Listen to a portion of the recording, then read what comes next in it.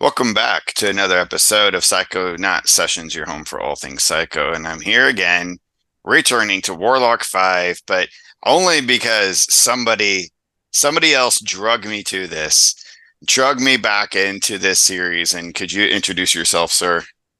Hello, this is Matt King. the the one and only, the creator of Tales to Enlightened, volumes 1 and 2. I believe you can still get both of these. Is that correct?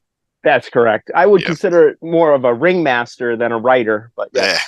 yeah, well, you did quite a job. I don't have my copy of number 2 here, but I mean, you can see just the amount of work that went into number 1 um, is mind-boggling. But excellent series of books. Everybody needs to go pick them out.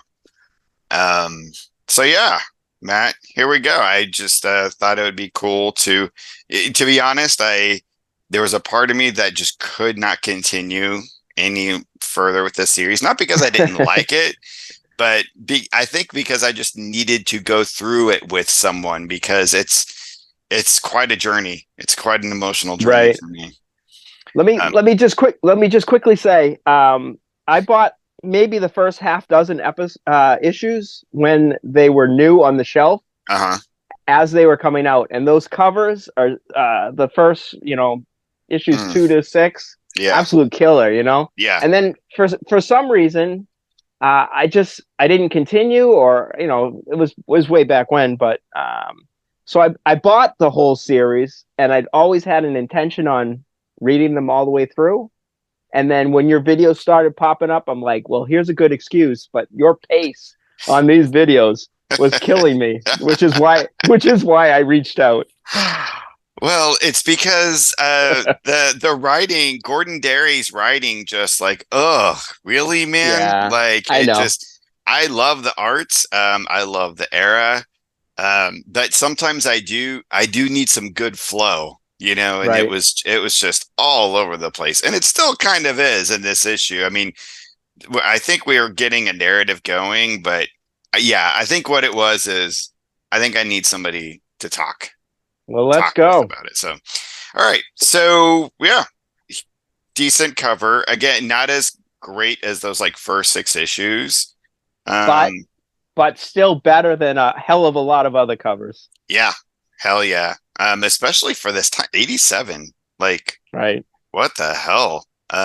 Love the pink. I didn't really even notice the first few times I looked at it, but it's not actually a target in the background. It's like an anarchy. Yeah, it's the anarchy. Well, I think it's both. It is a Yeah, target yeah, with an yeah. the With an anarchy symbol in anarchy the in it. middle. Yeah.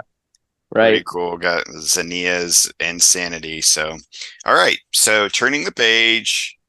So, I always love how Denis does these, like every inside cover page is a different kind of biopic of he and Yeah, Gordon, which I is like kind how of he does fun. that. Yeah. Yeah, it is fun. It's not the same old thing, or Yeah. yeah, I mean, it's like they're actually trying. Yeah. Certainly. And And then, this first page, yeah. it's just the full bleed, distorted Doomador, like Yeah. it's crazy. Yes. This is beautiful. It's incredible too. Um, the level of craft that he did to To warp warp it. it Yeah, almost looks like that it's something that I mean somebody nowadays would probably just do on the computer.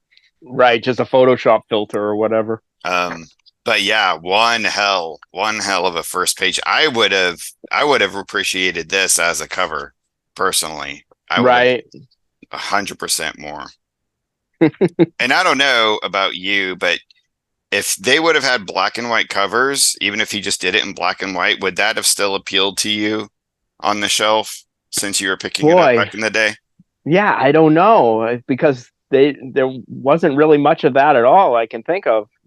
So Yeah, it might have stood out just for that reason. yeah. God, I love the just the airbrush technique that was used back in the day.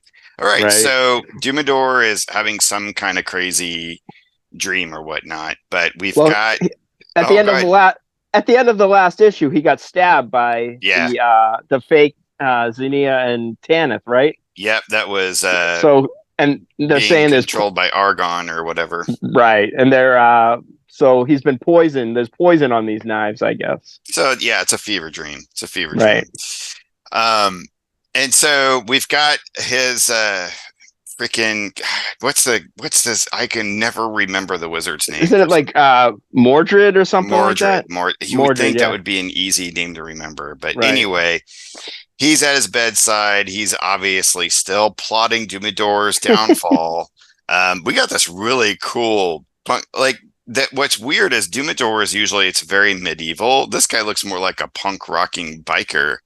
Well, so I think his knights in this time are all like on motorcycles, so they've sort of Yeah, they've adapted into like a modern day, you know, I'm all in. army. Yeah, yeah, I, of course. I'm all in. So of course Mordred is gonna take out Dumador. He thinks he's going to. Again, so just to kind of point out some things he's doing in the art, it looks like he was trying to do like a fade filter, with his art to where it's kind of blurred Right. in Like the out of background. focus. Yeah, out of Yeah. focus. So the But yeah, focus is on the knife. yeah. Like, wow, dude. Like that So was all by hand. if you really look at this knife, the hilt of it is like this demon. It's so sick. Yeah, yeah. We'll see what it's holding in its talons there in a minute. But I mean, it's so sick. Yeah, it is sick. If my camera could ever focus, it's beautiful. I love just the feel of everything in this book. No matter what the setting is, I mean, just everything feels like it's just like these claws or tentacles coming out after you, just with his design work and everything. Right. So yeah, he tries to stab Dumador, but it doesn't work. And the little demon thing on the hilt comes alive and flies back to him. And Mordred, of course, is like the power grid is still protecting him.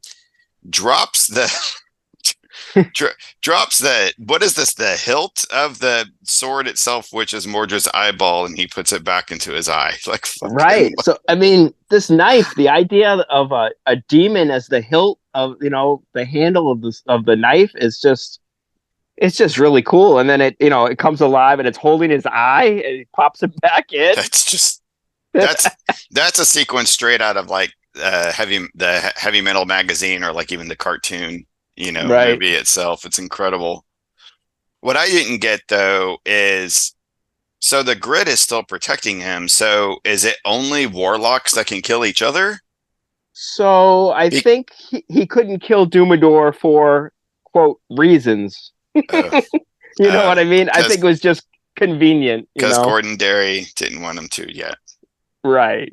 We got I to we got think to keep the Mordred storyline going, I guess.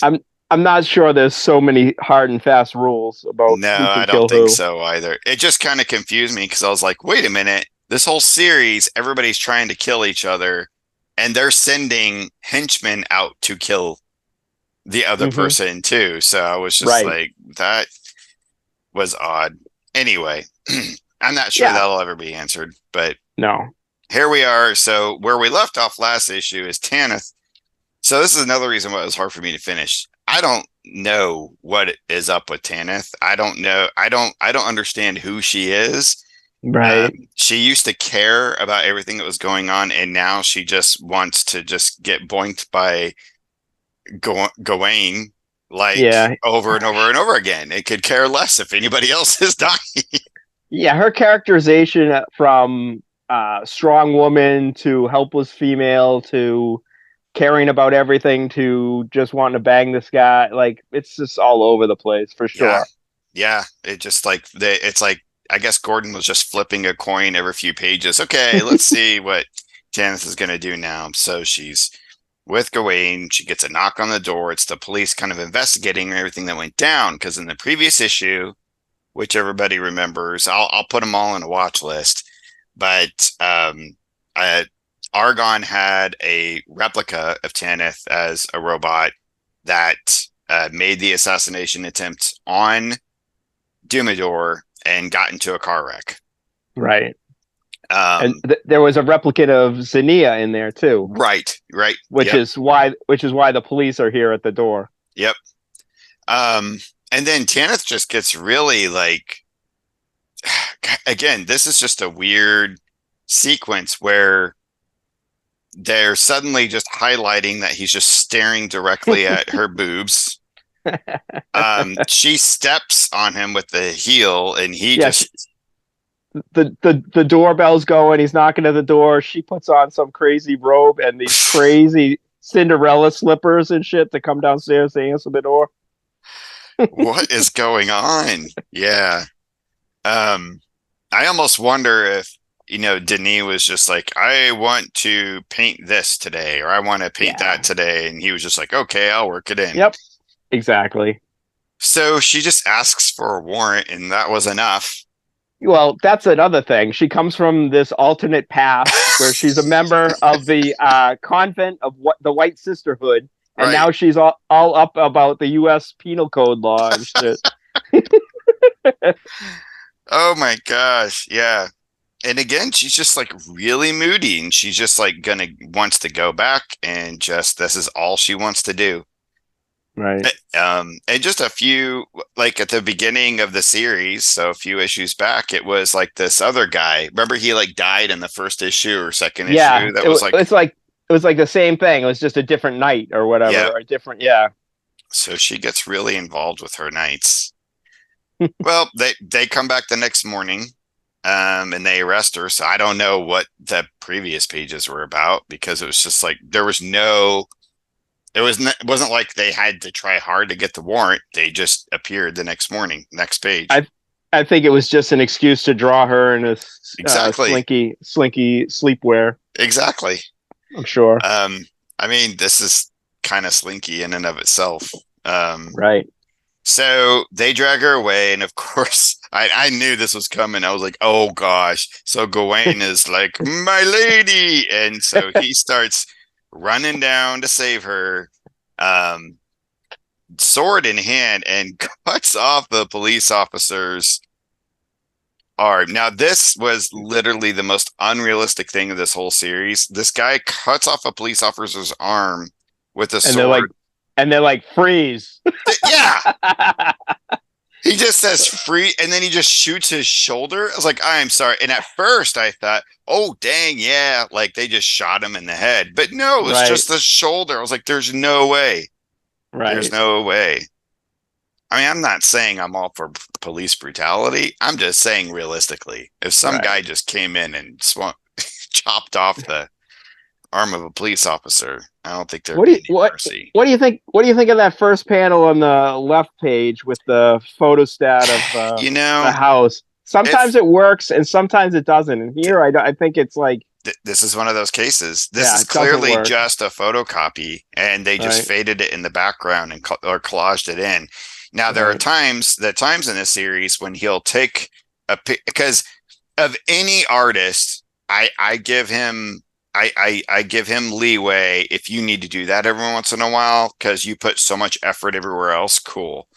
But it only works when he does that, and then he kind of goes over it with some lines and kind of makes it work within the image, right? With his inks. But that's just blatantly, it just yeah. The only thing I'll give him credit for is he has a little silhouette of Gawain coming out the front door with his sword there. If you look, closely. So you got to give him credit for that. But otherwise, I feel like either was it intentional that it was printed like that, or do you think it was supposed to be darker, or just seems like it stands out like a sore thumb there. It does stand out more so than any of the other. I mean, clearly they would have had this down by now. I think it was probably, oh well, I'm at my 28 pages. It's time for the deadline, and So all right. So at the bottom of the second page, of the right-hand page, the sword's on the ground. She says, "Don't touch the sword." He touches the sword, and there's a big explosion or something. Yep. You turn the page. No mention of it. Nothing. So and they just take off and leave the guy with the missing arm. Yeah. So in panel 2 of that right-hand page, the detective is there with his cops. three panels, and then on the next page he's in the back of the car with her, and there's like no mention of what was that explosion, what happened to my guy, Nothing. what's going on, Yep. and then the guy with the cut off arm is still talking. The bastard should. He's a tough cop, man. I guess He's a tough cop, but they really were they one were thing they they were need built to. they were built tougher in the 80s. Oh hell yeah! Well, they all have mustaches, don't you Mm. see? Automatic cop Yeah, mustache. Yes. yeah. Every single one of them. So it's hard to tell them apart, but also that Yep. makes them all that much tougher. Right. Burt Reynolds mustache. Exactly. Yep. I did wonder, okay, so what was maybe this guy was gonna die and they were gonna like start killing, but nope, they just put her in the back of the car and go, and we're gonna slowly arrest this guy because he deserves his rights at this point.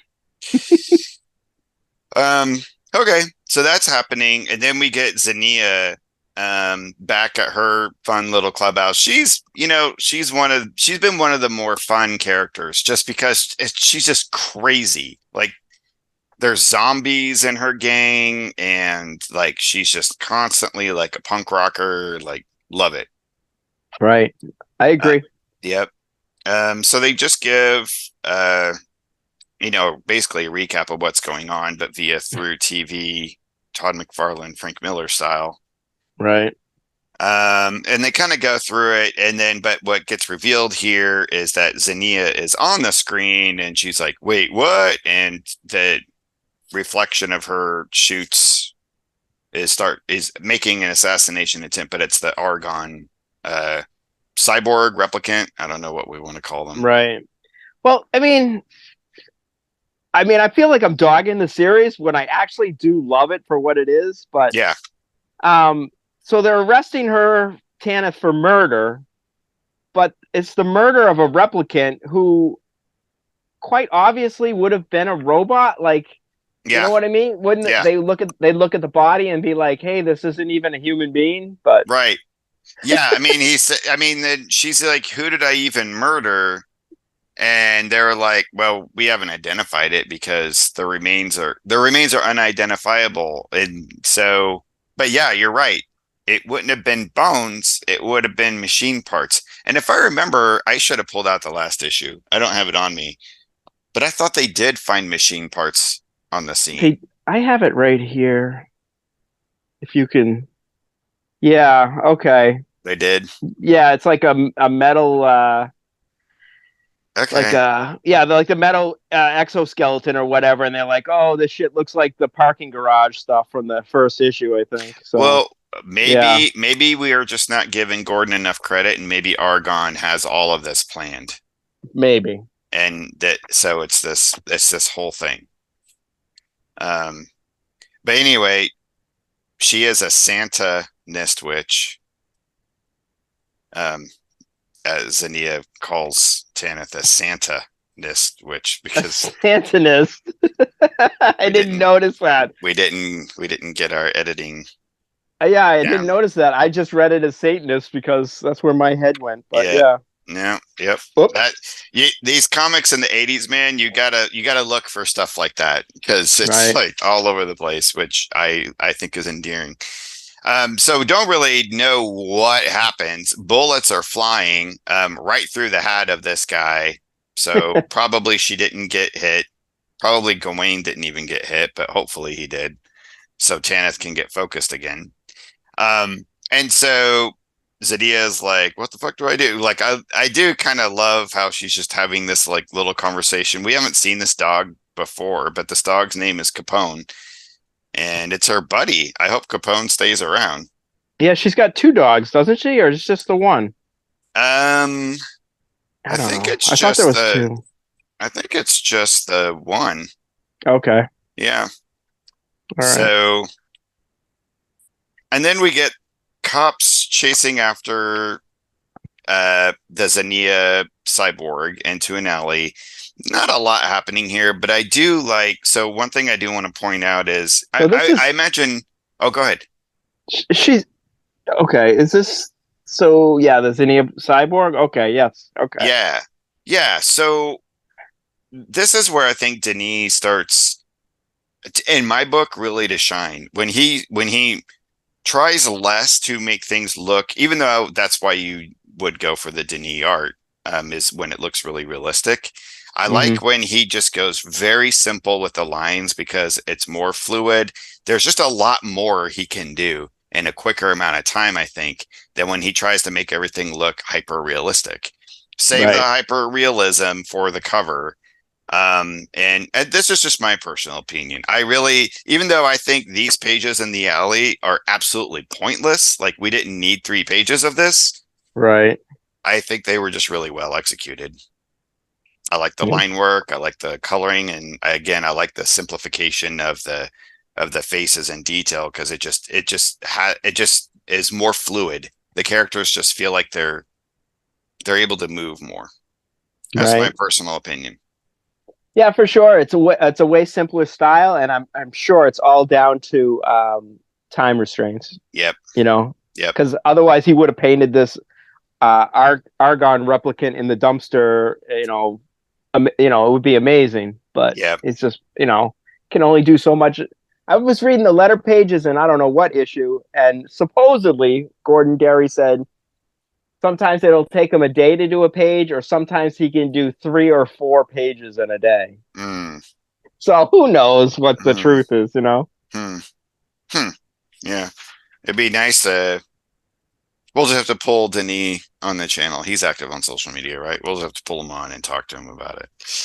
I did reach out to him, Oh, and really? Really? yeah, I reached out to him couple weeks ago, and just basically said, how much this book really meant to me back then, and I was doing a full reread of it, and really enjoying it, and he was just like, "Cool, man, thanks," and then I asked some other questions that was probably too much, Yeah. stalkerish.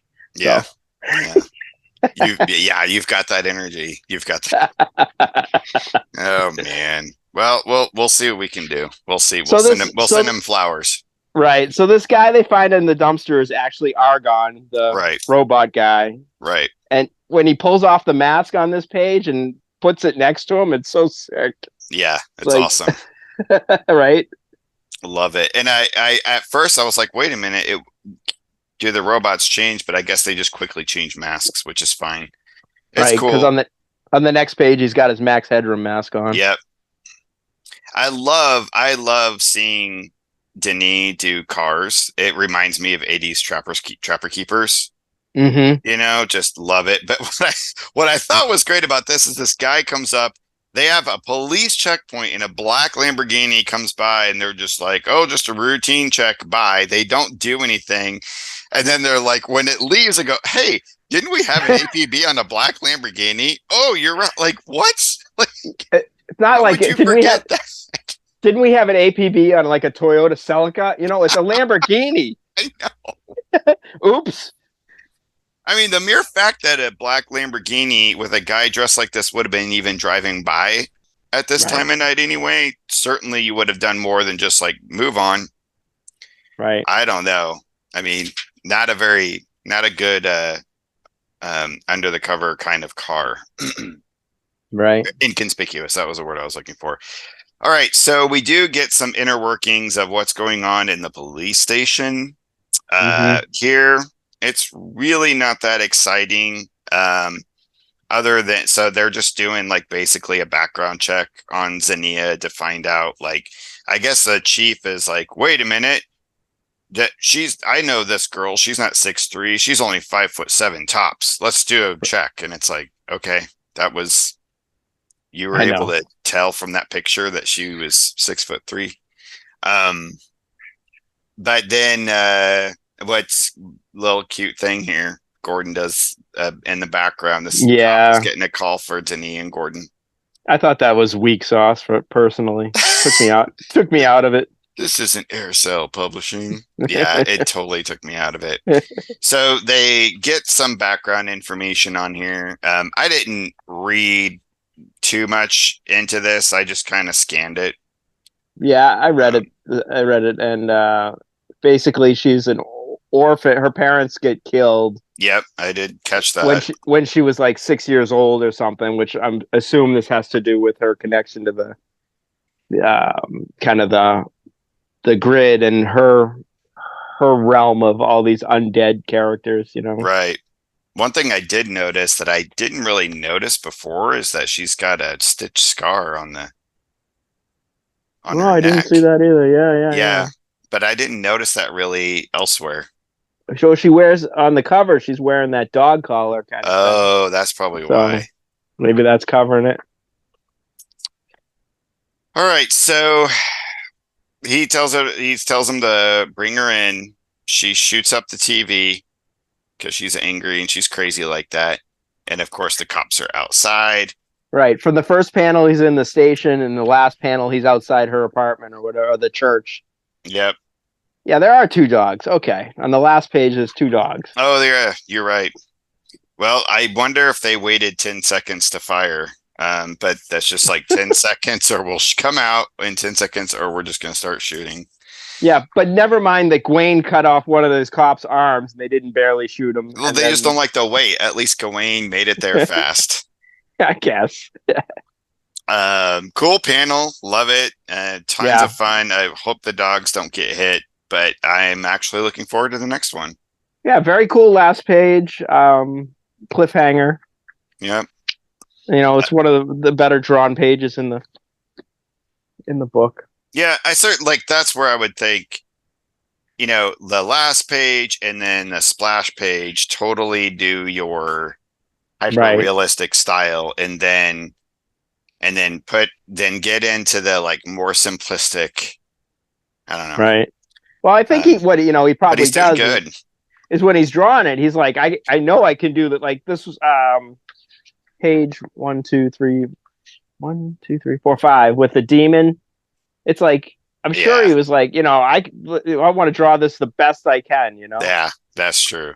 I mean, if you were to own any pages out of this, like page 1 or page 5. Oh God, these two pages. Oh, I love the way the white shows up, like the lightning and stuff. That's really cool. Yeah, it's incredible. He's really good at that. He's really good with the heavy blacks with the white coming in as a highlight. Just he's so good. And it's amazing that he's still working, you know. Right. Well, did you pull anything from the letters page? I read it as usual. Every other letter is them arguing whether it should be color or black and white going forward. Right. And that's basically it. People begging for posters of Tanith to hang on their wall. Yeah. There was this interesting one where, in response to this Craig Storman guy, they're talking about the black and white crunch and the call for people to stop buying comics just because you think they might be worth lots of money one day. Support comics that are original and high quality. So, Craig Storman, that's right here, Blue Comic Press. Isn't he the one that did? It's Craig Storman. The name is familiar. Is it? I should have looked it up. I should have looked it up too, but I know Blue Comet. I mean, I think it's very interesting. So I was 87. I was third or fourth grade, and I was only picking up random stuff at the grocery store at this time. I wasn't that wasn't there. Yeah, it wasn't a heavy collector in any stores yet. Mostly because we didn't really have any where I grew up for quite a while. I just did not realize that this was already happening, this speculator thing. But I guess with the turtles coming on, I mean, I guess everybody was just like, get every number one black and white book that you can. So I was there for that, and it was crazy in the stores. My buddy owned the store, you know, I'm friends with him still today, and they were ordering so many books. It was wild. Oh man! It was like all the anthropomorphic, you know, turtle ripoffs. They just like boxes and boxes of the shit, and people were just like, my brother who was younger than me was like buying, you know, the Gerbils books and all that shit. But yeah, all this cool black and white stuff. I mean, as much as I probably dog this issue, I love this stuff, you know. Oh no, 100%. That this is my bread and butter. I love It's it. a mix of sci-fi and knights and sorcery, and it's just like all Yeah. these kind of very 80s video store kind of cliche things all jammed into Yeah. one book. It's like It's just canon like films, right. but in the comics. And yeah, I 100% I'm all in for it. It's just a shame that this is probably one of the longest running black and white runs out there of this Yeah, kind of genre, yeah. honestly. They did end up folding really quick, you know. Ugh, There's too many of them and then everything imploded, you know. so But sad. So sad. Stark Future, did you read that one?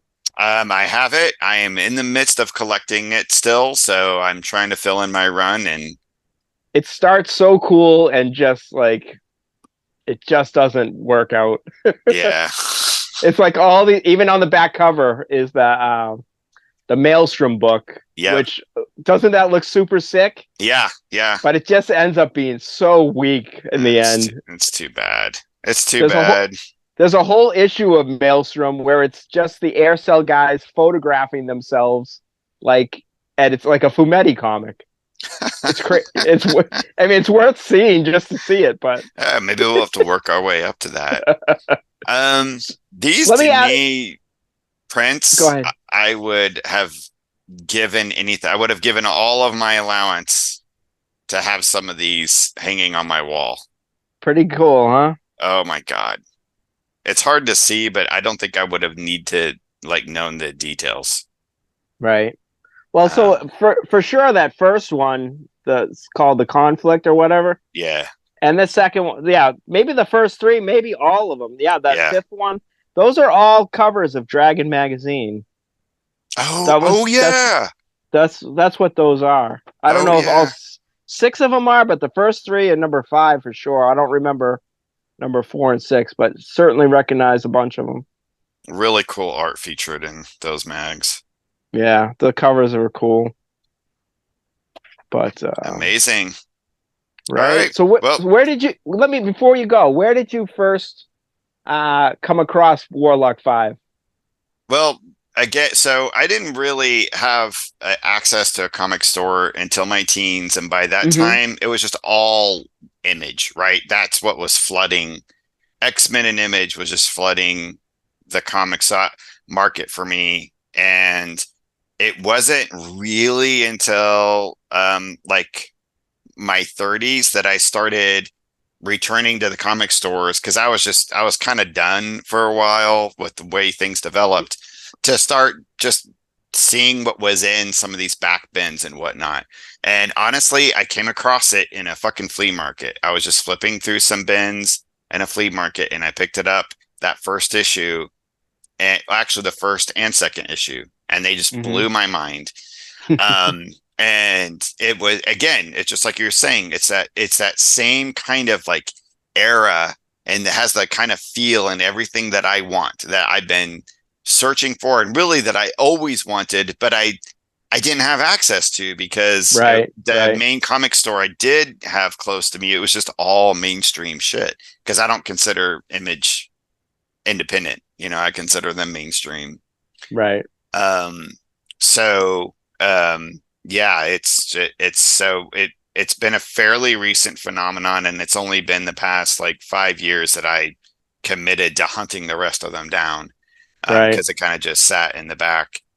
But So yeah, I hunted them all down, and just the videos that you were doing gave me the inspiration to dig them out. You know, it gave me a good reason to do it. that's awesome. Well, that's like the Yeah, whole reason why I even do these vids. It's just like yeah, to help spread that love and connection. But yeah, I mean, I would love to keep going through the rest of these if you'd like, because I love talking through it with someone, and sure. especially having the perspective of someone that read through these the first time, like when they were out, is a really cool, fun perspective. So Right.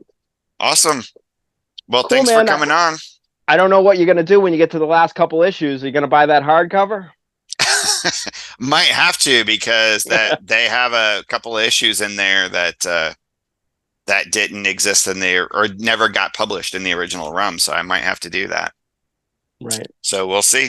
All right. All right. Well, we'll see you next time, and we'll set up to do this again. And everybody stay safe out there. Please go out and buy everything from Matt King. He also has a bunch of cool shirts that he's always promoting and whatnot. He is a really fun designer of things like that.